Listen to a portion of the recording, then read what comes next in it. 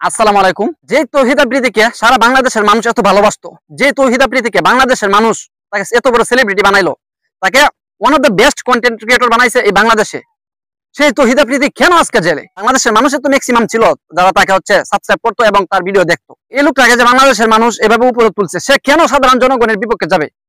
কিছুদিন আগে অর্থাৎ গত বছর যখন জুলাই আন্দোলন হয়, তখন সে সরকারের পক্ষে ছিল এবং সাধারণ ছাত্রদের বিপক্ষে বিভিন্ন অন্যান্য যারা ইউটিউবার আছে, অন্যান্য কন্টেন্ট ক্রিয়েটর আছে, তাদেরকে সে বিভিন্ন মদত যোগাইতো।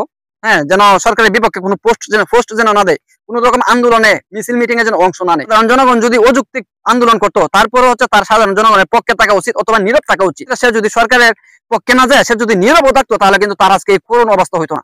অনেক সেলিব্রিটি আছে, যেমন একজনকে বলি আইমান সাদিক। আইমান সাদিককে আপনারা সবাই দেখছেন, হ্যাঁ, 10 মিনিট স্কুলের প্রতিষ্ঠাতা পরিচালক আইমান সাদিক। সে কিন্তু তার একটা ফেসবুক পেজ থেকে সরকারের বিরুদ্ধে পোস্ট করতো এবং তার প্রোফাইল থেকে সাধারণ ছাত্রদেরকে নিয়ে পোস্ট করতো, মানে দুই মুখ সাপ যেটাকে বলে। তার এরকম ভিডিও ভাইরাল হয়েছে, সে চিপায় থাকে, দরজার আড়ালে চিপায় ফলায় থাকে, এরকম ফলায় রেখা দেখতেছে যে আন্দোলন চলতেছে। ওকে, তো এখন ব্যক্তিগত ভাবে আমার খুব কষ্ট লাগতেছে তৌহিদ আফ্রিদির আজকের এই করুণ পরিণতি দেখে।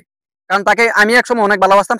আজকে যারা তৌহিদ আফ্রিদির ভিডিওর পিছনে যারা হাহারি এক দিচ্ছে অথবা এই আশেপাশে কমেন্ট করতেছে, তারাও এক সময় তৌহিদ আফ্রিদিকে অনেক ভালোবাসতো। তার একটা ভিডিওর অপেক্ষায় আমরা 1 মাস ওয়েট করতাম, কিন্তু এখন তার জন্য খুব কষ্ট লাগতেছে।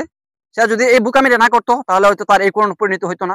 এখন বিজ্ঞ আদালত যেটা ভালো মনে করে সেটাই করবে, এবং আমি পার্সোনালি আমি চাই সে যেন শুধরে যায় এবং তাকে যেন শুধরানোর সুযোগও দেওয়া হয়। আজকে আদালতে তাকে 5 দিনের রিমান্ড কার্যকর করা হয়। ভালো থাকবেন সবাই, ধন্যবাদ সবাইকে ভিডিওটি দেখার জন্য। আসসালামু আলাইকুম, আল্লাহ হাফেজ।